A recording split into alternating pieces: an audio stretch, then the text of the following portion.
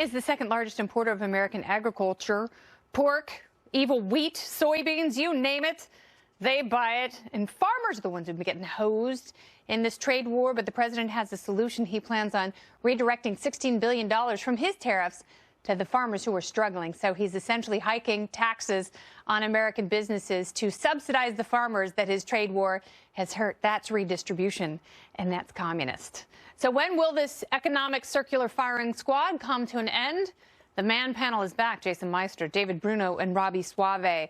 Robbie, I will start with you because I think you'll agree with me, and I don't feel like fighting quite yet. Yes. I mean, I remember when the Republican Party said, we do not want the government picking winners and losers. Yes. We want the government to get out of the way so that business can flourish or fail, but flourish on its own.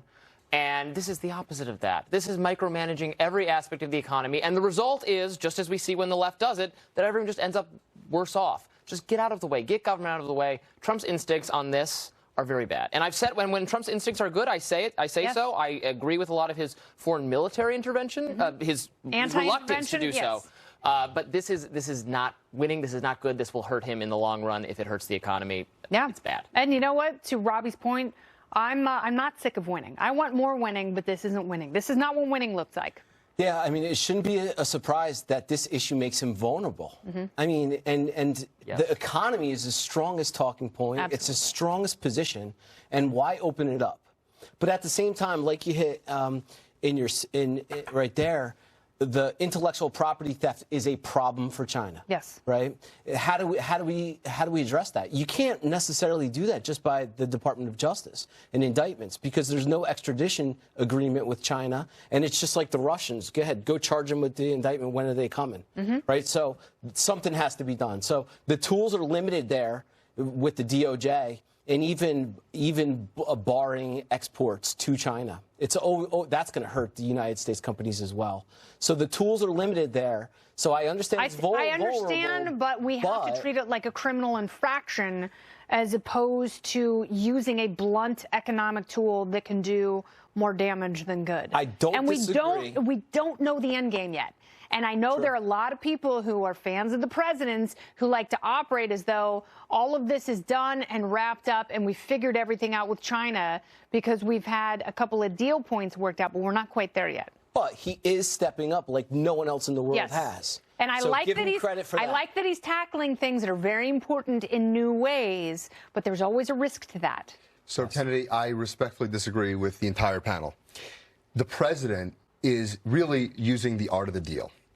He's using tools because he's alone. He's been alone on almost everything. He's been alone on securing the border. He's been alone on immigration. He's been alone on the trade wars, which have been a problem that both Democrats and Republicans haven't dealt with for decades.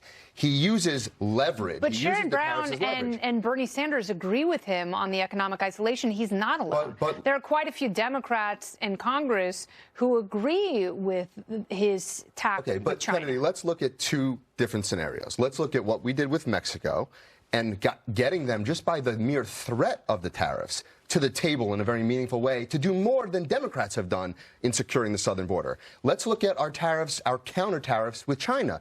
Their economy is stagnant or going down. Our economy is growing. Don't underestimate that this president wouldn't be able to threat tariffs if the economy wasn't built on a foundation. I understand that, but threatening tariffs is one thing. But actually getting China to do something by bullying them is something completely different. I'm going to make a call. And but if he is the master of the art of the deal, and I would like to have confidence in that, then he has to do a better job of reading the culture in China, which he's not doing. I think we're going to make a deal with China just like we made a deal with Mexico. I think that what you have to give the president credit for is a win. And he had a win with Mexico. It was just the threat of tariffs. I agree with you. But we're going to see him make deals all across the board, and we have to let him negotiate. That hasn't happened yet. We have to stop acting as though those deals are already done and the economy is flourishing because of that. The economy could tank because of that, and if that happens, he doesn't deserve to be president. And that's where the Democrats take advantage, too. Because, like I said, the best thing going for President Trump is the economy. But so they don't have an economic message either. That's my problem with Democrats. Yes, they're going to use every single thing against him, and he's foolish to open this up, to open this line up so Democrats can drive in and attack him.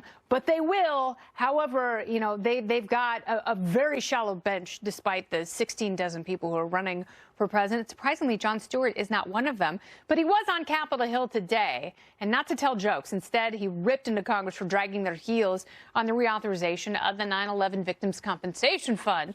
And that, of course, is the federal program to cover medical bills for the brave Americans who worked ground zero after the towers fell. Many of them now very ill. Payouts have already been cut from 50 to 70% and are set to run out completely next year.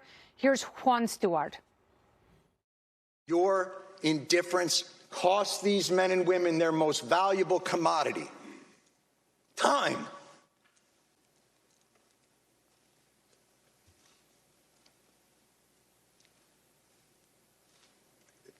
It's the one thing they're running out of.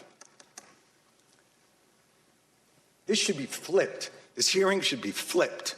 These men and women should be up on that stage, and Congress should be down here answering their questions as to why this is so damn hard and takes so damn long. Fires burned for weeks in the aftermath of 9/11 as thousands of construction workers, police officers, firefighters, and volunteers worked, often without proper protection or knowledge of what was unearthed. And as a result, thousands have developed illnesses ranging from PTSD to rare, incurable forms of cancer. A bill to extend the compensation fund is set to be marked up in the Judiciary Committee tomorrow. But why is it so difficult to find funding for the victims of one of the worst attacks ever on American soil? Robbie, if we're going to use the government as a tool for health care, I'd much rather see it go here than Medicare for all. Sure. This seems like a very noble cause, and I'm glad Jon Stewart has taken it up. I actually testified before the same committee just like 3 weeks ago, and so Jon Stewart seemed to be angry that the politicians were coming in and out. That's just what happens in committee meetings. I saw the same thing happen on a, this was a But he gets much more traction when he does that, and he knows that. So but all those committee hearings are really just they're not moving the ball on anything. They're an opportunity for the politicians to grandstand. I saw even one Democrat would ask a question that was perfectly fine, and then the next person would ask the same question because they need the camera clip of them asking the question for their. So it's a little bit of theater. I mean, I think this is a good cause, and I'm glad the work he's doing, but. Getting mad about the proceeding, that was just very typical. And Steve Cohen was the only person, Mr. KFC Bucket was the only person there really defending Congress. And I think that defense falls on deaf ears. Robbie's right. And you're right. It's all theater. And it's really pathetic in a lot of ways. And the fact that these first responders, you're talking about almost 2 decades since the attacks in 2001. And it's almost ironic. These first responders are not even getting responded to. It's really, it's a terrible thing. And I think that Congress needs to actually start doing things as opposed to, talking about investigating Russian collusion and obstruction and actually do things for the 9/11. And I appreciate Jon Stewart's passion because he's been very consistent on this issue and he's been a very vocal advocate. There are others who should be so lucky to find someone like that who's high profile enough that the media will actually pay attention to them and hear out the cause. Sure. That was a 14-person subcommittee right there. And one of his points was, well, there was only half of the representatives there. Let's look at yesterday. Okay, yesterday, Representative Adler, Chairman Adler, calls John Dean. No problem getting attendance in that hearing. That's what I had a problem point, with. They knew they were going to yesterday was theater. Right. That was complete theater.